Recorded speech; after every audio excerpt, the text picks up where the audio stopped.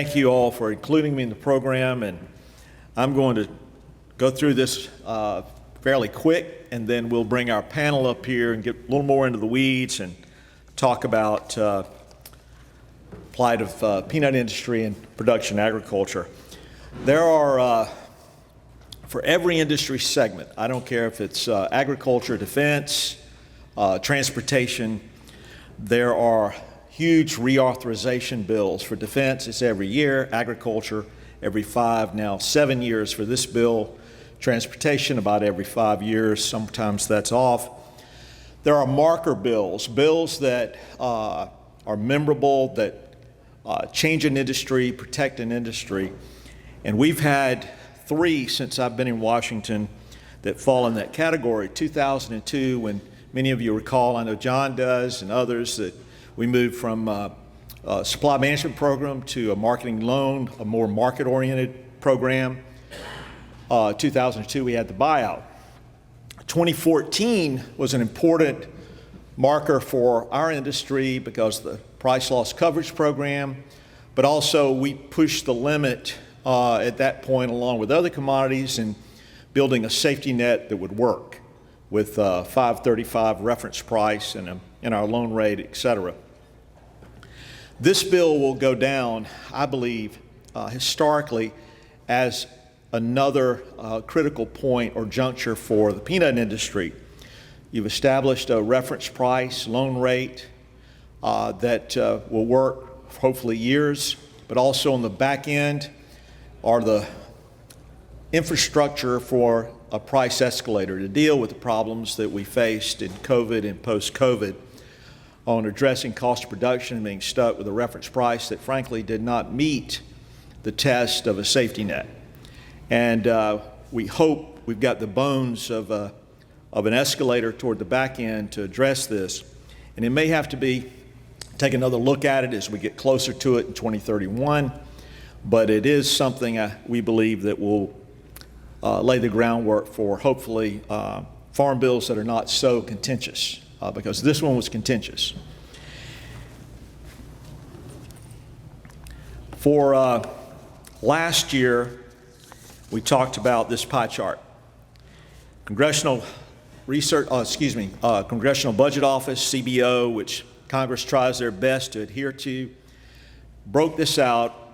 If we have a 2018 Farm Bill, this is today, if we have a 2018 Farm Bill today, like for the 24 crop, you can see where, as Chairman Thompson said, roughly 80% of the cash would go for SNAP. Crop insurance, 9%. Commodity programs, the safety net, 5%. That's important to note. And as Chairman Thompson said, there'll be those that say that this would be the year of the divorce for nutrition and commodity programs.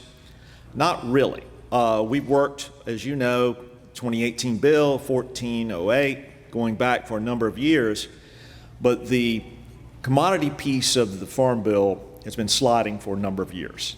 And you can see, if you look at the 2018 bill, what we face today, 5% of the entire Farm Bill, that's very frustrating when growers are in the trouble they're in today.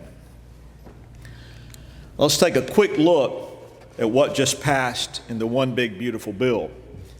The safety net piece to this, $66 billion. This is Terrain did this, which is a farm credit, a number of farm credits put this group together. Dr. John Newton, who was at American Farm Bureau, but also was most well known to many of us as the chief economist for Senator Bozeman on the Senate Ag Committee a year or so ago. And you can look at these numbers. For this particular bill, we got back in it. And this is really, really important across the board. And as John mentioned a while ago and Chairman Thompson, this is a bill that's not going to cure everything. It's not going to save everybody. But it does allow some predictability. We'll have our panel, a banker on our panel in just a minute. It allows for planning and for our credit entities to have something to move forward with. Specifically on peanuts, reference price, was our number one item for our bill. moved to $6.30 a ton, which was 17.8%. The loan rate, which we wanted to contain and hold our coalition together of shellers, growers, and buying points and some others at $3.90 a ton from $3.55. Payment limits to make sure the separate peanut payment limits stayed in there. It's been controversial since 2002 when we first got it. But make sure it also got the $155,000 increase up to $155,000. The base acre piece was contentious, it's expensive, but we needed to do it. We had roughly, I think, according to Dr. Fletcher, at ABAC, we had approximately 200,000 acres of peanut across the country. Florida, Arkansas, Missouri all had a number. Georgia had a high number. Alabama some, Mississippi some, South Carolina some. But we had a number of states that had a sufficient, a pretty high deficit of base acres, and we wanted to get that cured. So that was really important for us. It did hold. Implementation will be for 2026, certainly not the 25 crop. We were too far along. Same with the loan rate, 2026, not the 25 crop. Reference price, 25 crop. And that's really important. We knew that was a key piece to it. So far, yeah, Joe? 30 million base acres, that's all crops, right?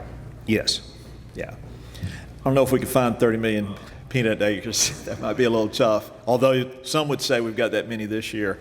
So just know this is the lay of the land for the bill. There's certainly a lot more in it. There's some technical language on entities and establishing farm structures, and there are some pieces on crop insurance that will benefit many of our growers moving forward, some additional assistance on crop insurance. This is an important farm bill for us. As I mentioned, we need to protect it. In these next 6-7 years, we need to work hard to keep this. Maybe some tweaks along the way, but really need to stick with it. This is our core piece here, protecting what we were able to accomplish as an industry. A number of stakeholders were helpful for us, in addition to our core peanut states and the Shellers Association, the Buying Points Association, but we also had American Bankers Association. All of our state bankers associations were toe-to-toe with us every time we needed them in a meeting. They showed up. The farm credits were helpful. So we had a lot of people involved. But one group I would be remiss not to mention would be those Southern Farm Bureaus. They were critical to us moving forward.